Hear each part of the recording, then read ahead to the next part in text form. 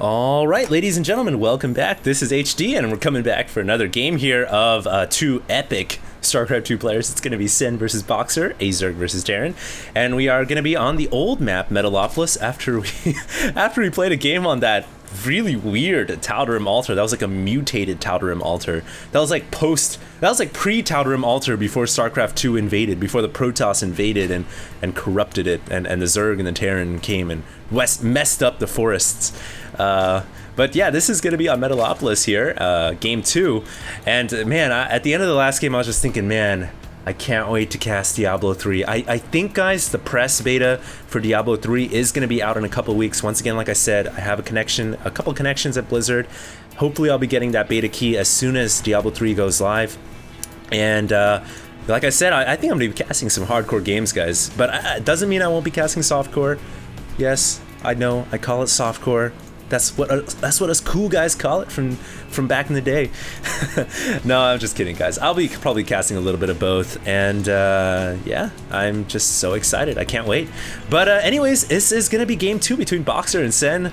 Can't wait to see what happens here. Boxer already opening up with the hidden barracks in the corner of his base. I kinda like that position, although it's pretty easily revealable by an Overlord, but you know, the thing about 2 barracks pressure is it typically hits before that second Overlord really gets there to get any useful scouting information. So, Boxer going with the second barracks now hidden down to the south. And you know, the thing about this is, it's kind of a 66% chance you're gonna have the barracks right next to your opponent, because either your Zerg opponent's gonna spawn here, or your Zerg opponent is gonna spawn here. Or your Zerg opponent spawns here, but it's a 66% chance he spawns here or here. So the 2 barracks being placed down here actually makes them very usable against a Zerg that, well, 15 hatches, which Sen is 15 hatching. Oh no, this is gonna be bad for Sen. Boxer already scouting over here, and you know what? As long as Sen doesn't spawn down here to the 12, which he hasn't, Boxer's got a very good chance of doing a lot of damage. And you know, that's the thing about opening with this build. 66% of the time, you're probably gonna win. The other 33%, you're gonna be really far behind. But hey, who wouldn't take a 66 over 33? So here comes the Marines and the SCVs, and he's going to be really happy to see that Sen 15 hatched over at this location. This is the worst possible opening for Sen, and oh no, there's a bunch of Marines now flooding over. Boxer is going to take a huge advantage in this game unless Sen can do a miraculous hold right now. A bunker already going down on the low ground, a couple Marines joining the fray, but Boxer doesn't see that Overlord up there yet, so that is kind of a good thing for Sen. He's gonna have full vision over there, and it looks like Sen now rallying all of his Zerglings over, building a double spine crawler. Is he gonna be able to get these defenses up in time? Those tentacle spine crawlers are going to be absolutely crucial for survival here for the Zerg player Sen. And Boxer, he's going to want to pop these crawlers before they get up and running, because a crawler can outrange a bunker, and I think they can outrange this bunker, in fact. And now Boxer is running into the bunker, trying to stay calm. Sen actually using inject once again. I don't know if I agree with that. I think he really needs to transfuse, but it looks like he knows best, and he is going to go for the inject. But, you know, I don't know. We'll just have to wait and see. The spine crawler is starting to outrange that bunker, and there is the cancellation from Boxer. Unbelievable hold by Sen. That was really, really cool. I can't believe Sen did that. He held off a double, I believe it was a double 10 racks. It could have been a 11 and 12 racks, but somewhere around there. And Sen held it off with the 15 hatch. That is really hard to do. And oh no, Boxer's gonna lose all of these SCVs. Unless Sen doesn't have speed. No, oh wow, not a droplet of gas here for Sen. That's actually pretty big. And Boxer here running back. Oh my goodness, Boxer gonna kill off all the Zerglings. Sen overcommitting, they're getting a little greedy. And with that, I think Boxer may have another opening to make an attack. But no, I think Sen may have enough crawlers, even though one is very weakened, to just play defensive here. So, wow, Sen almost losing too much Zerglings there, but just barely pulled away at the last second. And now it looks like Boxer's gonna go ahead and once again jerry-rig his wall up, and this is the reason why he lost last game. That random supply depot in the middle really costed him when those banelings busted through. We'll just have to wait and see if this is gonna come back and bite him in the butt one more time. But here comes Boxer, his squad of Marines moving out once again. He actually has an opening to go around the backside. Do note, both players still don't really have that much gas, which means no stim, no high-tech units, and it looks like Boxer is going to engage a Spine Crawler. He picks it apart, and Sen is going to have to run all of his drones away. He may have to uproot the Crawler as well. Is he going to do it? Uh-oh, Overlord's going down. That's not good. Sen will drop into the red if he loses any Overlord. Sen has to hold this off right here, but the position of Boxer's Marines is brilliant behind that mineral line, and there's nothing that Sen can do. He has to uproot the Crawler and bring it back, but he's choosing not to. A huge mistake here by Sen, I feel like, and he's trying to drill his way through with drones and Zerglings. He just brute forced his way through to kill off those Marines, but at what cost? Oh,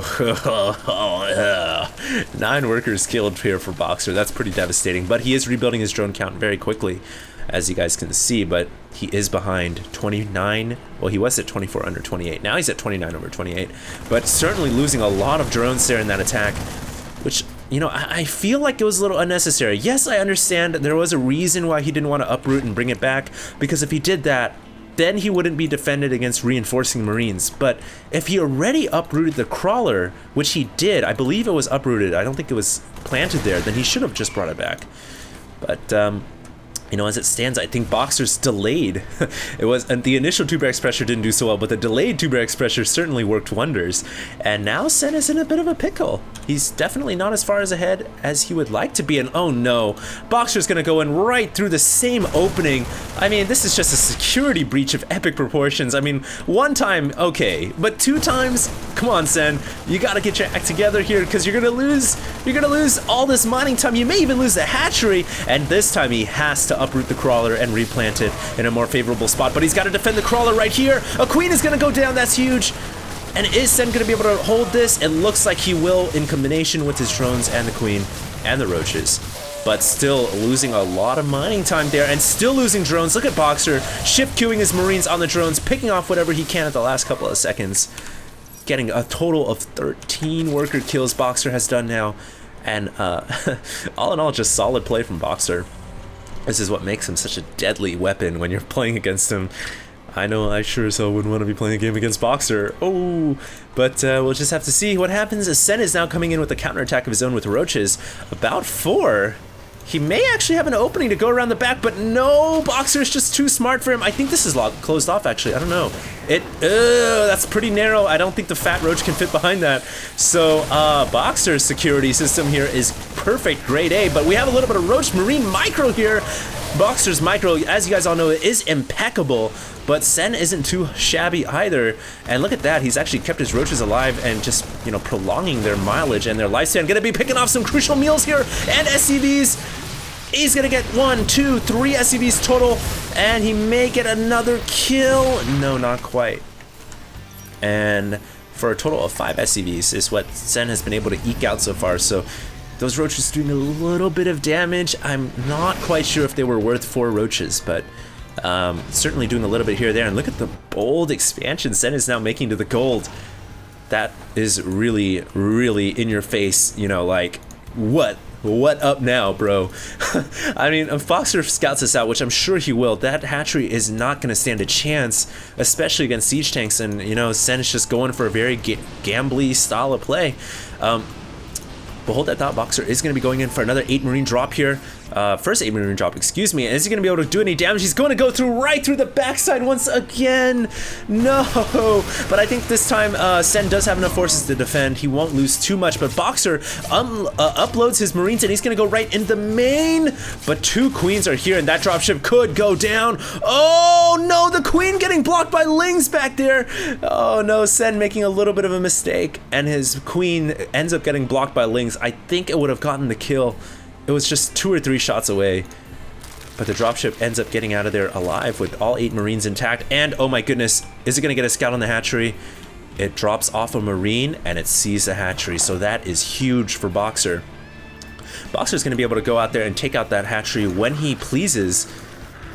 But you know what? Sen has a lot of Roaches and Lings in the middle of the map. That's a devastating number of Roaches and Lings, and Banelings to boot as well. I don't think Boxer has enough siege tanks to deal with this, but we'll just have to wait and see. Boxer not coming around the backside with his 6 Marines. Is he going to go for a drop on the gold? There really isn't any drones here to drop in the first place, but it looks like he is gonna gonna not drop?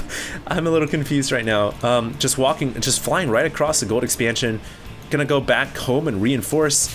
But wow.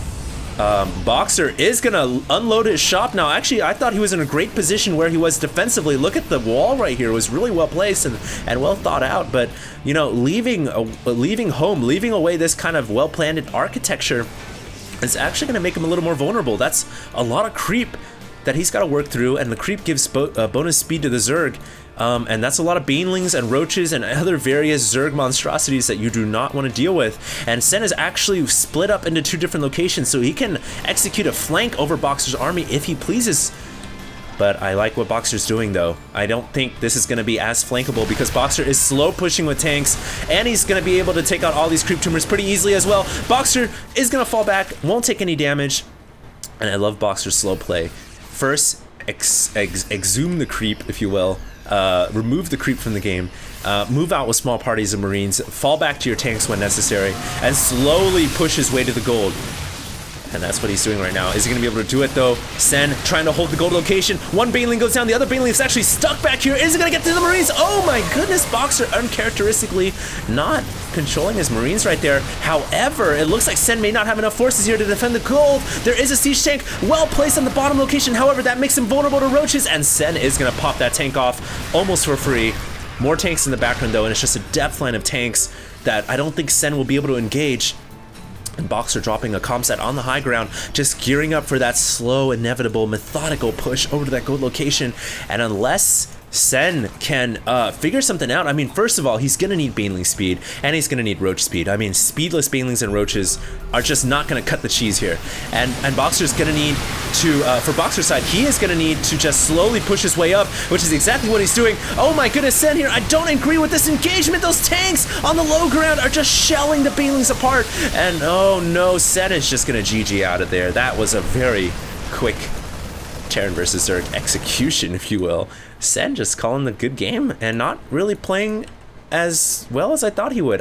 You know, that's the thing, though. If you take the gold expansion this close to the Terran, that's the problem you run into. How do you stop the siege tank slow push that uses this low ground? It's almost impossible. So I really think Sen's choice of the third was a little bit poor, but you also have to, you know, give him credit because this was not the best spawn for Sen. I mean, close spawn Metalopolis, not happy days.